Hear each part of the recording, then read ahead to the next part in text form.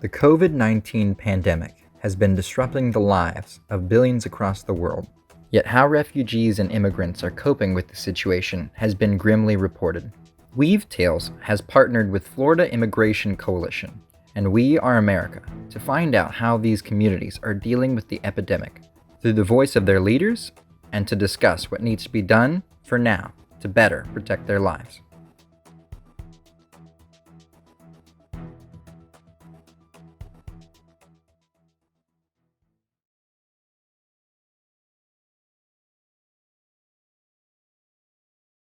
So first of all, my name is Issa Saidi. Um, I'm from Tampa, Florida. I live in Tampa, Florida. So I'm a Congolese by nationality. And then that means I'm from Democratic Republic of Congo. Yeah. I'm a Tampa Bay Community Organizer. I work with FLIC. It's a Florida Immigrant Coalition. So that's my work. So as I started with that, I say that it's a little bit trick to the community because people are struggling a lot. You know, I know that this pandemic affecting them psychologically, economically, so everything for them is bad up. So as a community, as a leader of the community, and people they're expecting more information for us and more help for us as leaders. And we are trying to do all our best to see how we can help our community because we have that urge to help the community. So we can't let them dying, crying when we as leader, we are here. So we have to raise our voice. We have to stand with the community together to see how we can make everything be fixed. Yeah, so it's almost a big number. If I say big number, it's 99% of the all inter-community, their company layouts. That means they are out of work. Yes, they're safe, staying home, and they don't do nothing. And as we know, the refugee community, they have the low income. They are living with the low income. Even their money they're making from the work site doesn't be enough to pay their rents. So just imagine if now they're not working, how they're going to afford the life. So life is too hard for them at this moment because of this pandemic, and there is no funds. I was trying to help them to see how I can apply for them for unemployment benefit. As you know, the situation right now, even the link is not working properly. You know, it's very hard even to complete one application for one family. It's very, very hard because of the link doesn't work properly. So, but we are just leaving everything to Allah. So to help us because there is no way where we can go. But we are trying to communicate and make requests to different organizations to see how different churches, to see how they can help the community. Yeah, especially to pay their rent and all that stuff. Because issues about food, I know that a big number of them they applied for the food stamp and they get food stamp already. But issues is about how to pay their bills, and they have a lot of bills, such as water, electricity. They have children who are going to school, so they need internet. They have to pay their internet. So those are big issues they are they are facing right now. Even today, I just got many calls from people in Jacksonville. Even I was trying to see how I can be in touch with you to see how we can help them out.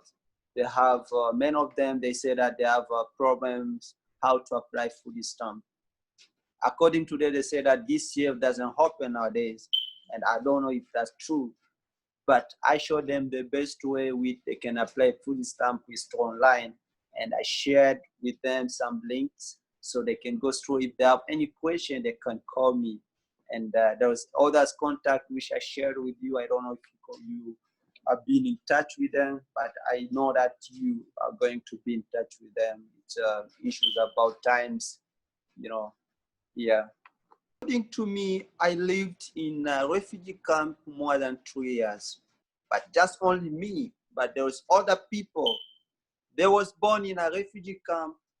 They raised up in a refugee camp, and they get married in a refugee camp. So the situation is very hard, because you know that the refugee camp is not a good place to live. They're living because they have problems. They have issues about insecurities. And among of them, they're living in the refugee camp for just escaping their country. Even they flee their country because of the insecurity issues. So people are living there more than 20 years, 25, 18 years. So they're under control. When you are in the refugee camp, you're expecting everything from the UNHCR. So they have to provide you food, they have to provide you soap, everything.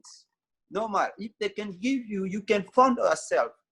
How you can found like a little farm, you can go cultivating some stuff like they can cultivate something, they can found some grain and go to plant something.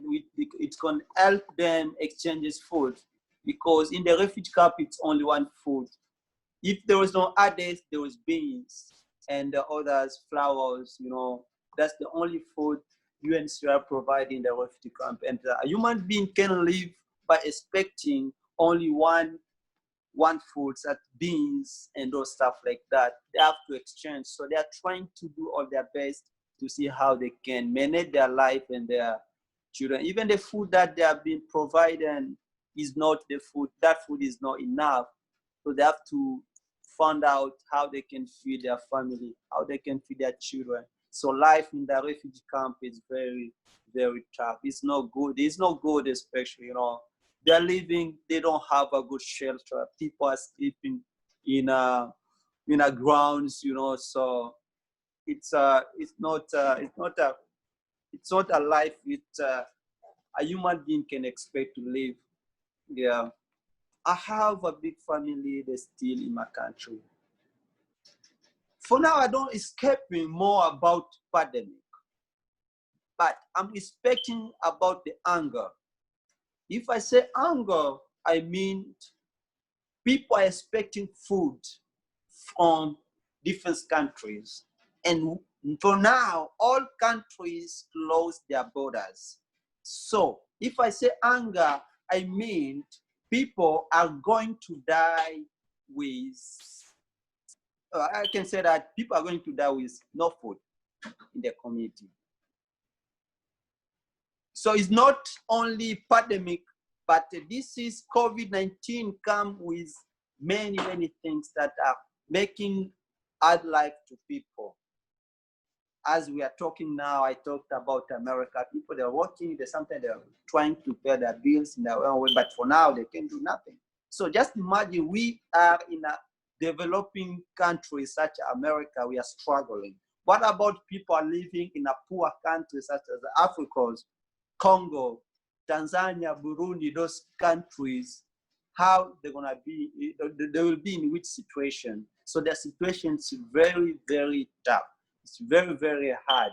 For now, I'm just leaving everything to God. So we have to pray a lot to them and to see how, because there is no help. We don't know how they're gonna get this help, because they can go to farmer, they can do anything.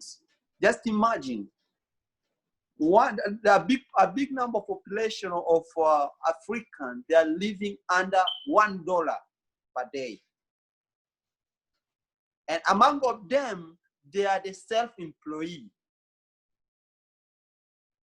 They are the self-employed.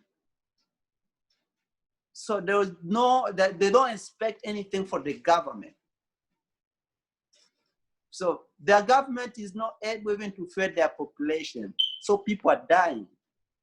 Just imagine for now, in Democratic Republic of Congo, we have more than 215 cases and 20 deaths. Just imagine, it's too crazy for our poor countries like that. So their population are dying a lot. This is only for the COVID-19, but if you are seeing people who are dying with, we know that in our country we have many pandemics. We had Ebola. Even Ebola till now is still there. Doesn't finish yet. Now it's coming COVID-19. And we have many diseases affecting them. Or not only this, we have malaria. We have, so just imagine, if we are seeing this situation, it's very hard and very painful. They must say we can be here because of the Allah is there. We believe in Allah, so there's no way. So still praying God to keep them and making them to be healthy, because through this, we are expecting to get more death in our country, because there's no way. They don't have any support. African countries, I can say my country are under lead through I can say it's dictatorship leaders. When the leaders say anything, there is no opposition who can raise his voice, no nothing. If you raise your voice as an opposition, they take you to jail. So the big powers countries such as America, they have to look deeply to those countries to help the population, because the population are dying daily. So you have to make sure we keep people instead of killing people. There's too many violence. There's many rapes. If you look for the cases of the rape, it's 1,000 cases of rapes. Those violations, those issues about gender. So they have to look deeply how they can help those poor countries. Such my country is poor. No matter we have minerals, but it's I can say that it's a richest country, but their population are poor because we are under dictatorship leaders.